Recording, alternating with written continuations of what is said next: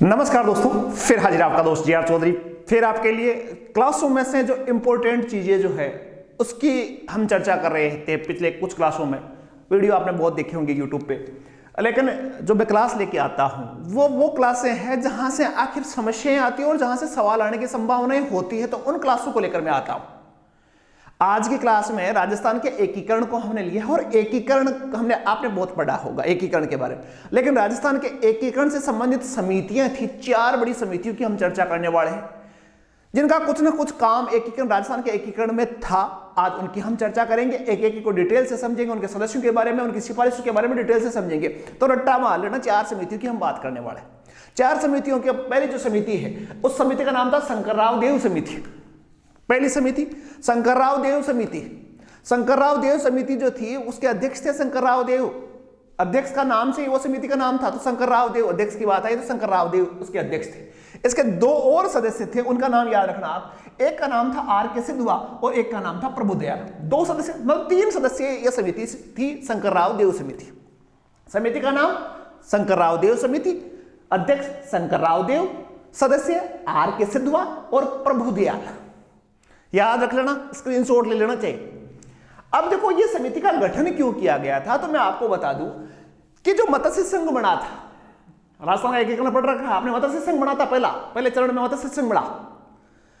उसके बाद में ये हाड़ौती वाले ये मिल गए, उसके बाद में आपका मेवाड़ भी मिल गया, उसके बाद में जयपुर जोधपुर भी मिल गए चौथे चरण में, और उसके बाद में मत्स्य संघ का उसमें विलय करवाना था वृहद राजस्थान में।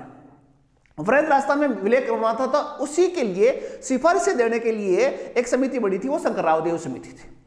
इसके 2 सिफारिशें बड़ी महत्वपूर्ण है। एक तो इस समिति ने शंकरराव देव समिति जो थी, इस समिति की सिफारिशों इसने पहले अध्ययन किया कि जो भरतपुर और धौलपुर का जो क्षेत्र है, ध्यान रखना, एक एक चीज को गौर से सुनना आप। शंकरराव देव समिति का पहला जो काम था वो ये जांचना था कि भरतपुर और धौलपुर जो कि यूपी के बिल्कुल टच बॉर्डर पे है, उनके कल्चर थोड़ा सा यूपी से जुड़ी हुई थी, तो उस समय यह अध्ययन किया गया कि भरतपुर और धौलपुर को राजस्थान में मिलाया जाए या यूपी में मिलाया जाए, इसका अध्ययन करना था।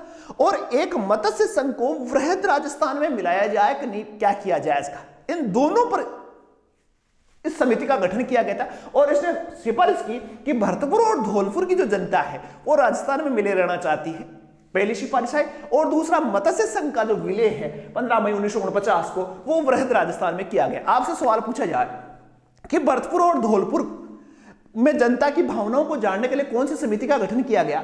शंकरराव देव समिति। आपसे पूछा जाए शंकरराव देव समिति के सदस्य कौन से थे, तो एक का नाम था R.K. सिद्धवा और दूसरा नाम था प्रभुदयाल। मत्स्य संघ का वृहद राजस्थान में विलय किसकी समिति की सिफारिश पर? शंकरराव देव समिति की सिफारिश पर, पहला काम। दूसरी जो समिति थी उसका नाम था B.R. पटेल समिति। यह भी बड़ी मौत समिति थी। B.R. पटेल समिति के अध्यक्ष थे B.R. पटेल। इसके 2 और सदस्य थे, एक का नाम था T.C. पुरी और एक का नाम था S.P. सिन्हा। याद रखना, इस समिति का निर्माण हुआ था 1949 में, जब वृहद राजस्थान बना था। वृहद राजस्थान में आपके जयपुर शामिल हो गया, आपके जोधपुर शामिल हो गया था, आपका बीकानेर शामिल हो गया था, आपका जैसलमेर शामिल हो गया था राजस्थान। और चर्चा चल रही थी कि राजस्थान की राजधानी किसको बनाया जाए। मेवाड़ पहले ही संयुक्त राजस्थान में विलय हो चुका था, तो उस समय 1949 में चर्चा हुई कि राजस्थान में राजधानी किसको बनाया जाए। तो 1949 में जो B.R. पटेल समिति थी, उसमें जयपुर और जोधपुर का जो कंफ्यूजन चल रहा था, जोधपुर बड़ी रियासत थी, जयपुर जनसंख्या में बहुत बड़ी रियासत थी, तो उसमें राजधानी किसको बनाया जाए, तो इसकी जांच के लिए B.R. पटेल समिति का गठन किया गया था, जिसके 2 सदस्य थे, T.C. पुरी और S.P. सिन्हा। और इसी समिति की सिफारिश के आधार पर ही जयपुर को राजधानी बनाया गया था। जयपुर जोधपुर वाला जो विवाद था, राजधानी कहां रखनी है, तो इस विवाद का निपटारा किया था B.R. पटेल समिति ने। 2 समितियां, शंकरराव देव समिति और B.R. पटेल समिति। नेक्स्ट जो समिति थी वो बहुत आपने पढ़ भी रखी होगी, P. सत्यनारायण राव समिति। P. सत्यनारायण राव समिति का गठन हुआ था 1956 में, जब राजस्थान का एकीकरण लगभग कंप्लीट हो गया था। इसके 2 सदस्य थे, अध्यक्ष तो आपको P. सत्यनारायण राव थे, सदस्य थे V. विश्वनाथ और V.K. गुहा। 2 इसके और सदस्य थे, 3 सदस्यीय समिति थी। इसकी सिफारिशों की हम बात करें तो इस समिति ने सिफारिश की थी कि हाईकोर्ट जो है वो जोधपुर में बनाया जाए और राजधानी किसको रखा जाए? जयपुर को रखा जाए, क्योंकि राजस्थान बढ़ चुका था उस समय। तो राजधानी जो जयपुर को रखा गया जाए और जोधपुर में उच्च न्यायालय की स्थापना की जाए। इसकी एक और सिफारिश थी कि जोधपुर में जो हाईकोर्ट बन रहा है, जोधपुर में हाईकोर्ट जो बनाया जाएगा, उसकी एक पीठ उस समय जयपुर में भी थी। तो इस सत्यनारायण राव समिति ने सिफारिश की कि जयपुर वाली पीठ को समाप्त कर दिया जाए। और उसके बाद में ध्यान रखना बात मैं क्या कर रहा हूं, सत्यनारायण राव समिति की सिफारिश के आधार पर जयपुर में जो पीठ थी उच्च न्यायालय की, वो समाप्त कर दी गई थी और बाद में राष्ट्रपति के आदेश पर वापस 1976 में वापस स्टार्ट की थी दूसरी सिफारिश।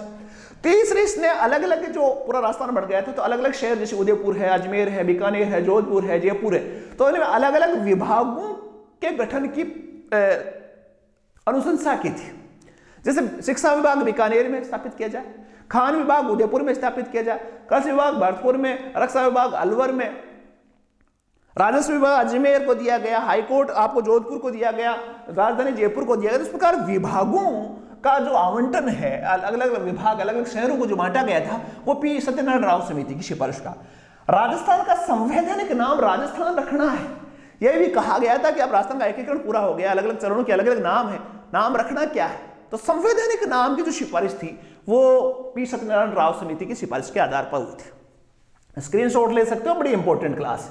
लास्ट वाली जो है राजस्थान के एकीकरण से संबंधित जो समिति है वो राज्य पुनर्गठन आयोग था। राज्य पुनर्गठन आयोग, जिसको फजल अली आयोग भी कहते हैं क्योंकि इसके अध्यक्ष थे फजल अली, इसके दो और सदस्य थे, एक का नाम था हरदिनाथ कुंजरू और एक का नाम था के.एम. पणिकर। इस राज्य पुनर्गठन आयोग की सिफारिशें जब 1956 में लागू हुई तो इस पुनर्गठन या फजल अली आयोग की सिफारिशों का 4 सिफारिशें लागू हुई थी राजस्थान के एकीकरण के संदर्भ में। पहली, आबू और देलवाड़ा राजस्थान में मिलाया गया। दूसरा, अजमेर मेरवाड़ा को राजस्थान में मिलाया गया। तीसरा, मध्य प्रदेश का सुनेल टप्पा राजस्थान में मिलाया गया और सिरोंज क्षेत्र जो था वो एमपी को दिया गया था। आपसे सीधा सा सवाल पूछिए कि आबू देलवाड़ा का राजस्थान में विलय है वो किस समिति की सिफारिश पे हुआ था? उत्तर आएगा फजल अली आयोग के दो, राज्य पुनर्गठन आयोग के दो, ये होगा इसका उत्तर। सिरोंज क्षेत्र एमपी को किस समिति की सिफारिश के आधार पर दिया गया था? उत्तर आएगा राज्य पुनर्गठन आयोग या फजल अली आयोग। फजल अली समिति लिख दो, चाहे आयोग के दो, आयोग वैसे थोड़ा सा शुद्ध नाम है, तो फजल अली आयोग। तो 4 समितियां थी राजस्थान के एकीकरण में और आपने पढ़ के अभी तैयारी कर रखी होगी, राजस्थान का एकीकरण हमें आता है। तो चारों समितियों की जो सिफारिश है, चारों समितियों के जो सदस्य है, वो एक बार अपनी क्लास में से डिटेल से कॉपी में लिख के आराम से रिलैक्स से इसको समझ लेना, बड़े काम के हैं। और हर क्लास में वही लेके आता हूं जो काम की हो आपकी, जो आपकी तैयारी में कहीं कुछ कमी छोड़ रही है लेकिन मोस्ट है, आपने पढ़ा है, क्लासें देखी, लेकिन फिर भी वो चीजें रह गई है या फिर वो आपको समझ में नहीं आई है, तो वो चीजें लेकर आता हूं। आशा है आपके लिए जानकारी उपयोगी रही होगी और जानकारी उपयोगी है, आपने पूरी क्लास देखी है तो चैनल को सब्सक्राइब करना और अपने दोस्त है आपके, यदि दोस्त अच्छे दोस्त हैं तो उनको शेयर भी करना। नई क्लास में फिर मुलाकात होगी, तब तक के लिए जय हिंद, जय भारत।